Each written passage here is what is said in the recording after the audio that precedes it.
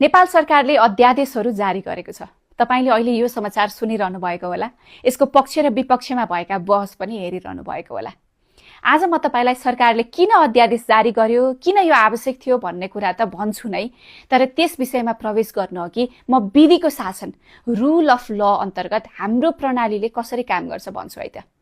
विधिको शासनमा सरकार आफै पनि नियममा बाँधिएको हुन्छ।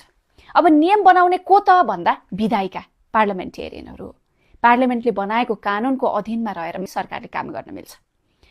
अझै यसको व्याख्या गरौँ। नेपालको संविधानले सङ्घ, प्रदेश र स्थानीय गरी 3 तहको संरचना परिकल्पना गरेको छ। सङ्घीय प्रणालीमा मात्र सीमित रहेर कुरा गर्दा सङ्घीय संरचनामा कुल 165 निर्वाचन क्षेत्र छन्, जहाँबाट 165 जना जनप्रतिनिधि प्रत्यक्ष रूपमा जनताद्वारा निर्वाचित हुन्छन्। त्यसबाहेक चाहिँ 110 सिट समानुपातिक प्रणालीका लागि छुट्याइएको हुन्छ। समानुपातिक प्रणालीमा जनताले पार्टीलाई मतदान गर्छन् र पार्टीले प्राप्त गरेको मतको अनुपातको आधारमा हरेक पार्टीबाट समावेशितालाई चाहिँ सुनिश्चित गर्दै विभिन्न वर्ग, समुदाय तथा सीमान्तकृत समुदायका प्रतिनिधिहरू संसदमा पठाउँछ। यसरी 165 प्रत्यक्ष र 110 जना समानुपातिक गरी कुल 275 जना सांसद मिलेर प्रतिनिधि सभा गठन हुन्छ। हाम्रो संसद 2 सदनात्मक, यानी कि बाइक्यामेरल लेजिस्लेचर हो। तल्लो संसद र माथिल्लो सदन दुईवटा छ। तल्लो सदन प्रतिनिधि सभा हो भने माथिल्लो सदन राष्ट्रिय सभा हो। कानुन निर्माणको सामान्य प्रक्रिया कस्तो हुन्छ भने सरकारले पहिले एउटा ड्राफ्ट तयार गर्छ, जसलाई विधेयक भनिन्छ। जुन विधेयक संसदको 2 मध्ये पहिला एउटा सदनमा पेश गरिन्छ। मानव कुनै विधेयक चाहिँ प्रतिनिधि सभामा पेश भयो भने त्यस विधेयकमाथि संसदको समिति र पूर्ण बैठकमा छलफल हुन्छ।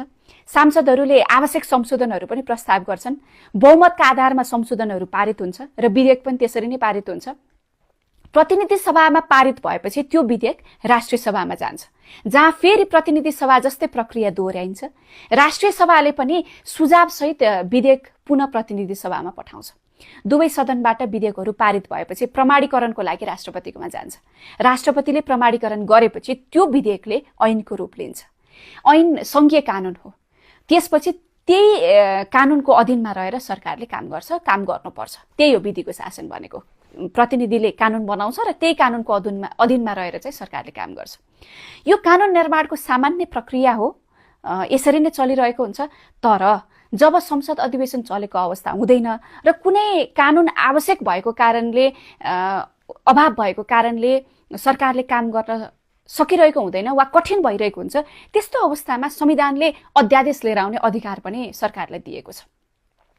संविधानको धारा 114 मा संघीय संसदको दुवै अधिवेशन चलिरहेको अवस्थामा बाहेक अन्य अवस्थामा चाहिँ